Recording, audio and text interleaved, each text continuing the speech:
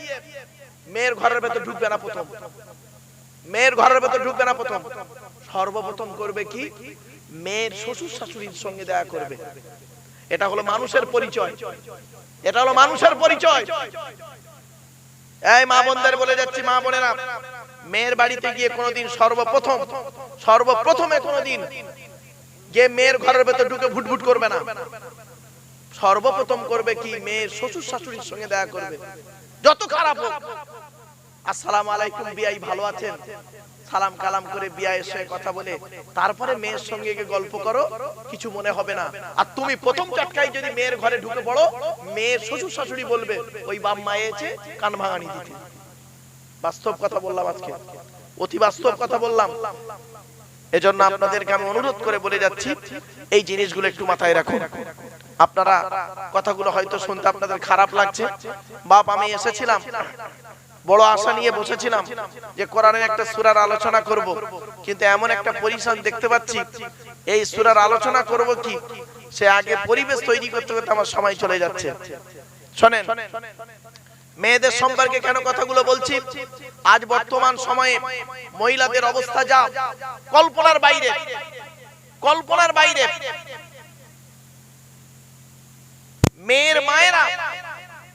মেয়ের মায়েরা করে কি, এখানে অনেক শাশুড়ি বসে আছে, দেখবেন এখানে অনেক শাশুড়ি বসে আছে, অনেক বৌমা বসে আছে, অনেক ননদ বসে আছে। আল্লাহর নবী বলেছেন, দাওয়াতুল মাজলুম, অত্যাচারকৃত মানুষের দোয়া আল্লাহ কবুল করে। কোন শাশুড়ি যদি তার বৌমার প্রতি অন্যায়ভাবে অত্যাচার করে, ওই বৌমা যদি বলে আল্লাহ আমি অন্যায় করিনি, আমার শাশুড়ি আমার উপরে নির্মমভাবে অত্যাচার করছে, আল্লাহর তরফ থেকে গজব পড়বে, বলতে আর হবে না। অনেক ননদ আছে দেখবেন ভাইয়ের কানে খালি কামড়াচ্ছে যাতে ভাই ভাবিকে মারে, এই ধান্দা করে। এই যুবতী বোনেরা শুনে নাও, ঘুঁটে পড়ে গোবর হাসে, ঘুঁটে বলে তোরও একদিন আছে। তুমি ভাবি পরের মেয়েকে যদি আপন করতে না পারো, তোমাকেও একদিন লোকের বাড়ি ভাবি হয়ে যেতে হবে, আল্লাহর তরফ থেকে গজব পড়বে, বলতে আর হবে না। অনেক বৌমা আছে দেখবেন ডেঞ্জার, স্বামীর ইনকাম বেশি, স্বামীটাকে নিয়ে খালি আলাদা খাবার ধান্দা করছে। এক দিয়ালের এপারে স্বামী স্ত্রী বুড়ো বুড়ি আলু ভর্তা ডাল খাচ্ছে, এই শ্বশুর শাশুড়ি বুড়ো বুড়ি আলু ভর্তা ডাল খাচ্ছে, আর ও স্বামী স্ত্রী মুরগির মাংস দিয়ে বাচ্চাটাকে নিয়ে খাচ্ছে। মনে রেখো, এই বৌমা, তুমি মুফতি সাহেবের মেয়ে হও, হাজী সাহেবের মেয়ে হও, তুমি যদি তোমার শ্বশুর শাশুড়িকে বাম্মার মতো ভক্তি শ্রদ্ধা করতে না পারো, তোমার মতো বৌমাও হলো জাহান্নামী, জাহান্নামী, জাহান্নামী। মনে রেখো, অনেক শাশুড়ি আছে দেখবেন, এখানে অনেক শাশুড়ি আছে দেখবেন, মেয়ের পেটে বাচ্চা, বৌমার পেটে বাচ্চা, মেয়ের পেটে বাচ্চা, বৌমার পেটে বাচ্চা, মেয়েটাকে ভালো করে ফলমূল করে খাওয়াচ্ছে, বৌমাকে সারাদিন গাধার মতো খাটাচ্ছে। একদিন বৌমা উঠতে পারেনি বলে পাড়ায় পাড়ায় বলে বলে বেড়াচ্ছে, আমরা আর পেটে ছাবাল ধরিনি, একাই শুধু ছাবাল ধরেছে। এ কি ভাষা? ছি ছি ছি, এটা ভাষা? বাস্তব কথাগুলো বললাম আজকে। হয়তো আমার মা বোনরা আমার যা করছে, মা বোনরা ওকে আমার অবস্থা খারাপ। তবে মা বোনরা তো আমার গাড়ির ধারে যেতে পারবে না, ড্রাইভার আছে, চিন্তা নেই। তো এই জন্য আপনাদের বাস্তব কথা বলছি, মা আপনারা এগুলো পরিবর্তন করুন। মা বোনেদেরকে বলছি পরিবর্তন করুন। স্বামী স্ত্রীর মহব্বত, ভালোবাসা, আল্লাহ দেয়া নিয়ামত ভালোবাসা। শুনে নিন, স্বামীকে রাসূলুল্লাহ বলেছেন, এই স্বামী, বিয়ে করলে স্বামী হওয়া যায় না, স্বামীকে কিছু শিক্ষা দিতে হয়, স্ত্রীকে কিছু শিক্ষা দিতে হয়। 5 ওয়াক্ত নামাজের শিক্ষা দেবেন, আপনি 5 ওয়াক্ত নামাজ পড়বেন, স্ত্রীকে নামাজ পড়ানোর শিক্ষা দেবেন। আপনি বাচ্চাকে আঙুল চাটা শেখাবেন, আঙুল চাটবে সে, খাওয়ার পরে আঙুল চাটবে, যে প্লেটে খাবে প্লেটটাকে যেন চেটে খায়, স্বামী স্ত্রী প্লেট চেটে খাবেন। এই সুন্নাতগুলো আদায় করবেন। আর আপনাদের বলে যাচ্ছি, বাবা জলসা সারা রাত না দিয়ে হাতে ধরে পায়ে ধরে বলে যাচ্ছি, জলসা সারা রাত দেবেন না, 12টা পর্যন্ত দেবেন, একটা করে সূরা তাফসীর দেবেন, এতে করে ভালো হবে, এতে করে ভালো হবে। 3 ঘন্টা 3.5 ঘন্টা একটা সূরা তাফসীর, সুন্দর আলোচনা, কোরআনের আলোচনা, গোঁজা মারামারি করবে না কেউ কোনো বক্তা। অতএব যা বলবে সঠিক কথা বলবে কোরআন থেকে। এজন্য আপনাদের অনুরোধ করে বলে যাচ্ছি, কোরআনের তাফসীর দেবেন, কোরআন শুনবেন।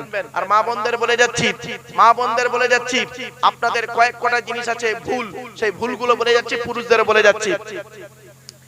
একজন মেয়ে ছেলে, একজন বেটা ছেলে যদি 4 জনকে খুশি করে জান্নাতি। কজন? এই বাচ্চা চুপ কর। কোন পুরুষ যদি 4 জনকে খুশি করে জান্নাতি, 4 জনকে খুশি করলে জান্নাতি। কোন মেয়ে ছেলে 3 জনকে খুশি করলে জান্নাতি। তিনজনকে খুশি করো মা, মা বোনেরা, তিনজনকে তুমি খুশি করো। কাউকে খুশি করতে হবে না, তিনজনকে খুশি করো। তুমি জান্নাতি জান্নাতি জান্নাতি। কে কে ভালো করে শুনে নিন। ছেলেদের কজন? চারজন। ছেলেদের কে কে? এক নাম্বার পুরুষ বাবাজিরা, এই যুবক ভাইরা বাপেরা, আপনারা করবেন কি? আল্লাহকে খুশি করুন, আল্লাহকে খুশি করুন, আল্লাহর কোরআন মোতাবেক জীবন যাপন করুন। আল্লাহ যেটা হারাম বলেছে ওটাকে হারাম বলে মানুন, আল্লাহ যেটা হালাল বলেছে হালাল বলে গ্রহণ করে নিন। আল্লাহকে খুশি করুন। 2 নাম্বার পুরুষ, তুমি নবীকে খুশি করো, নবীকে খুশি করো। নবীকে খুশি করা বলতে কি খালি ইয়া নবী সালামু আলাইকে বললে নবী খুশি হয়ে যাবে? এত সোজা নয়। তুমি মুখে নবী নবী করবে আর কাজটা তোমার চলবে মুনাফিকের মতো, এটা চলবে না। নবীর সুন্নতকে আদায় করো। নবী যেভাবে খেয়েছেন, নবী যেভাবে শুয়েছেন, নবী যেভাবে চলাফেরা করেছেন, নবী তার স্ত্রীদের সঙ্গে যেভাবে ব্যবহার করেছেন, তুমিও সেইভাবে আচার আচরণ করো। তাহলে তুমি একজন জান্নাতি পুরুষ, জান্নাতি পুরুষ। এক নাম্বার তুমি আল্লাহকে খুশি করো যুবক, এই যুবক, এ পুরুষ, তুমি আল্লাহকে খুশি করো। 2 নাম্বার নবীকে খুশি করো। 3 নাম্বার তোমার জন্মদাতা বাপকে খুশি করো, জন্মদাতা বাপকে খুশি করো, জন্মদাতা বাপকে খুশি করো। 4 নাম্বার অবাগিনী মাকে তুমি খুশি করো, অবাগিনী মাকে তুমি খুশি করো। কিছু মা আছে আবার দেখবেন ন্যায় অন্যায় বোঝে না, ফালতু ভাবে তারা চিন্তা ভাবনা করে চলে। মাকে খুশি করতে গেলে অনেক মা আছে দেখবেন অবুঝের মতো চলে। খবরদার নয় বাবা, বুঝ শক্তি তৈরি করো। 4 জনকে পুরুষ যদি খুশি করে সে পুরুষ জান্নাতি। কোন মেয়ে ছেলে যদি 3 জনকে খুশি করে ওই মেয়ে ছেলে জান্নাতি জান্নাতি জান্নাতি। 1 নাম্বার মেয়ে ছেলে, তুমি তোমার আল্লাহকে খুশি করো। আল্লাহ যেভাবে তোমাকে চলতে বলেছে তুমি সেইভাবেই চলো। আল্লাহ যেভাবে তোমাকে জীবন যাপন করতে বলেছে কোরআনে সেইভাবেই জীবন যাপন করো। 2 নাম্বার নবীকে খুশি করো মেয়ে ছেলে, নবীকে খুশি করো। নবী যেভাবে চলতে বলেছে, নবীর স্ত্রীরা যেভাবে জীবন যাপন করেছে, নবীর মেয়েরা যেভাবে জীবন যাপন করেছে, তুমিও সেইভাবে জীবন যাপন করো। তাহলে দেখবে আল্লাহ খুশি, নবী খুশি। আর একজনকে খুশি করো, আর একজনকে খুশি করবে মা, সেটা হলো তোমার স্বামী, তোমার স্বামী, তোমার স্বামী। মনে রেখো, মনে রেখো, আল্লাহর নবী বলেছেন, আমি বলিনি, আল্লাহর নবী বলেছেন কোন মেয়ে ছেলে যদি বিনা কারণে স্বামীর বিছানা ছেড়ে দিয়ে, স্বামীর বিছানা ছেড়ে দিয়ে কোন মেয়ে ছেলে যদি অন্য বিছানায় রাত কাটায়, অন্য বিছানায় রাত কাটায়, আল্লাহর গজব পড়বে ওই মেয়ে ছেলের প্রতি।